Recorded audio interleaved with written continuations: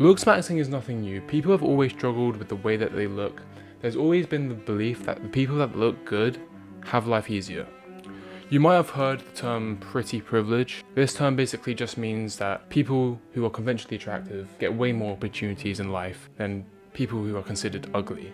Obviously, when attracting a romantic partner is very important, but job opportunities and the way society treats you is all down to looks. The typical knight in shining armor is never someone who's fat and disgusting. It is someone who's got a chiseled jawline and washboard abs. Looks have always mattered, even before the internet. Kings and queens told their artists to make them look better in paintings. Actors and actresses are cast depending on how they look, but social media has taken this concept to a whole new level. Looks are constantly being judged on social media. Just simply looking good can turn you into a millionaire, and people will put you on a pedestal, damn near worshipping people who quote unquote mock them. This rabbit hole of ideas is where a lot of the young men and some young women find themselves going down, and this is called the black pill. You probably have heard the term red pill and blue pill, and obviously this phrase is from the film The Matrix, where the main character is given two options. 1, take the blue pill and stay naive to the world around him, or 2, take the red pill and learn the truth about the world.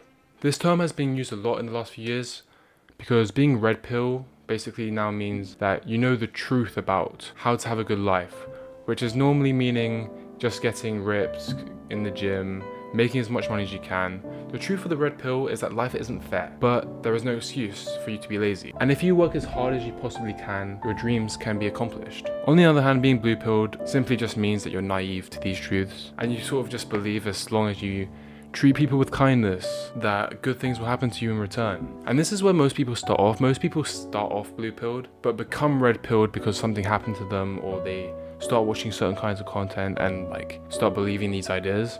And they believe that the only way to truly win is to take the red pill, and you have to be selfish. The black pill is that life has never been fair, and there's very little you can do about it. Basically saying if you aren't attractive, you're cooked, and you'll never find a lifelong partner, and your quality of life is significantly worse than someone who isn't in the same situation. So it's believed there's not a lot that can be done, but there is one solution, which is looksmaxing. Looksmaxing on the surface level isn't as degenerate as people make it seem, but when you go further and further down the iceberg, it starts to get more and more dangerous. That's because there's two types of looksmaxing: hard maxing and soft maxing. Soft maxing is essentially doing stuff like skincare, taking care of your health, losing body fat, going gym, those sort of things. These things will ascend you and make you look better, but it's kind of more common knowledge. There are some niche things in soft maxing, but things like taking supplements, going gym and dieting is pretty surface level. Basically, soft maxing is surface level. Well, it does work, and it's definitely the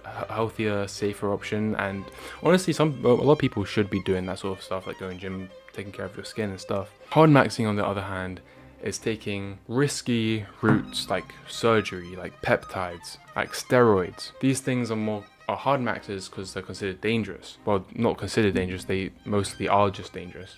And there are a lot of advocates for this sort of stuff. Peptides have been getting more and more popular every single day, with one of the biggest looksmaxers, Clavicular, talking about how he takes steroids and peptides all the time. Clavicular himself has actually been on a looksmaxing journey since he was 14, and he started roiding at 14, and he's tried it all, from bone smashing to steroids, and has actually documented this whole journey. And whether it's safe or not, you can see for yourself. I mean, it works. He definitely looks a lot better, and I know part of this is puberty. If he was 14, he's 19 now. 9 times out of 10, you're gonna look better at 19, 20, 21 than you did at 15, 16 when you're going through puberty. But it's clear that whatever he's been doing, it's been having results. He actually had a week very recently where he's very much changed his appearance and got a lot tanner, a lot leaner, a lot chiseled.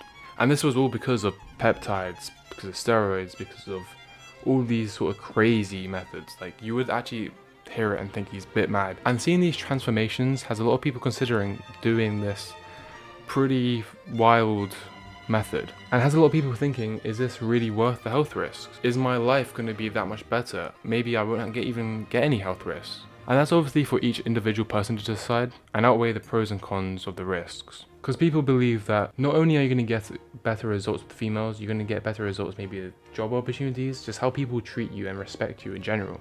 But within this community, there's a lot of language and phrases that if you're not in the looksmaxing community, you'll just not understand at all. So I'm going to just quickly break it down.